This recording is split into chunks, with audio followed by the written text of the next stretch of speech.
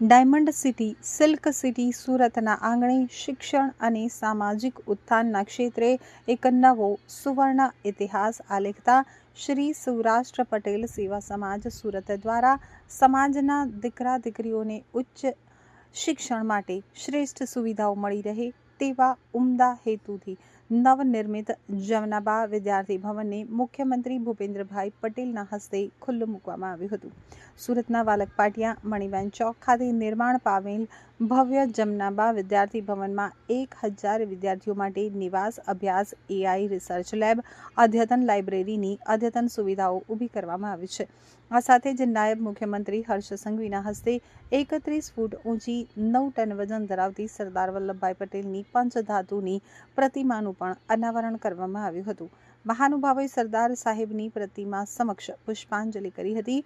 કેન્દ્રીય શ્રમ અને રોજગાર રમતગમત મંત્રી મનસુખ માંડવિયા અને રાજ્યસભા સાંસદ ગોવિંદભાઈ ધોળકિયાના હસ્તે પૂર્વ મુખ્યમંત્રી સ્વર્ગીય કેશુભાઈ પટેલ ઓડિટોરિયમનું પણ ઉદ્ઘાટન કરવામાં આવ્યું હતું.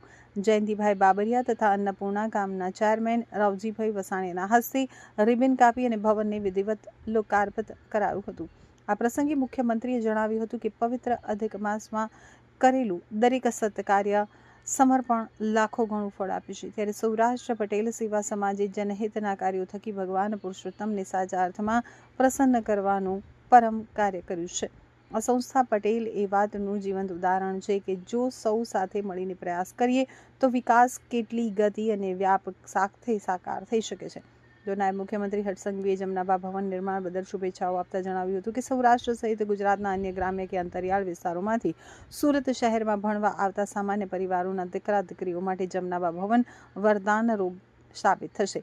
યુવાઓને હવે શહેરમાં મોંઘા ભાડાથી ફ્લેટ રાખીને રહેવું નહીં પડે, પરંતુ અહીં ઘર જેવા સંસ્કારયુક્ત વાતાવરણમાં રહી અને તેઓ પોતાના અને પરિવારના સપનાઓ સાકાર કરી શકશે, એમ જણાવી તેમણે ભવન નિર્માણના દાતાઓ, ટ્રસ્ટીઓ અને પાટીદાર અગ્રણીઓને બિરદાવ્યા હતા.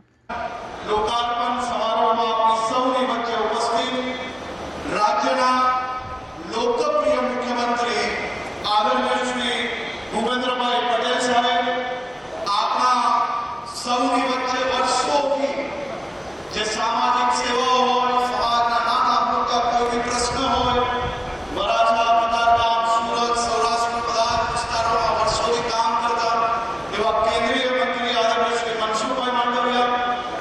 સુરતમાં સૌરાષ્ટ્ર પટેલ સેવા સમાજ દ્વારા નવનિર્મિત જમનાબા વિદ્યાર્થી ભવનનું લોકાર્પણ સમય મુખ્યમંત્રી ભૂપેન્દ્રભાઈ પટેલ, નાયબ મુખ્યમંત્રી હર્ષ સંઘવી સાથે કેન્દ્રીય મંત્રી મનસુખ માંડવિયા, ગુજરાતના કૃષિ મંત્રી જીતુ વાઘાણી, ઉર્જા અને કાયદો રાજ્યમંત્રી કૌશિક વેકરિયા, આરોગ્ય રાજ્યમંત્રી પ્રફુલ્લ પાનસેરિયા સાથે નાગરિક સંરક્ષણ મંત્રી કમલેશ પટેલ, વિધાનસભાના ડેપ્યુટી સ્પીકર પૂર્ણેશ મોદી, સાંસદ મુકેશ દલાલ, અમરેલીના સાંસદ ભરતભાઈ સુતરિયા, આણંદના સાંસદ મિતેશભાઈ પટેલ, પૂર્વ કેન્દ્રીય મંત્રી દર્શનાબેન જરદોશ, અગ્રણી વલ્લભભાઈ સવાણી, પદ્મશ્રી મધુર સવાણી, શ્રી સૌરાષ્ટ્ર પટેલ સેવા સમાજ સુરતના પ્રમુખ કાનજીભાઈ ભલાણા, ઉપપ્રમુખ સવજી વેકરિયા તથા ધારાસભ્યો, મહાનુભાવો, સામાજિક રાજકીય અગ્રણીઓ, અગ્રણી ઉદ્યોગપતિઓ તેમજ વિશાળ સંખ્યામાં વિદ્યાર્થીઓ અને વાલીઓ ઉપસ્થિત રહ્યા હતા.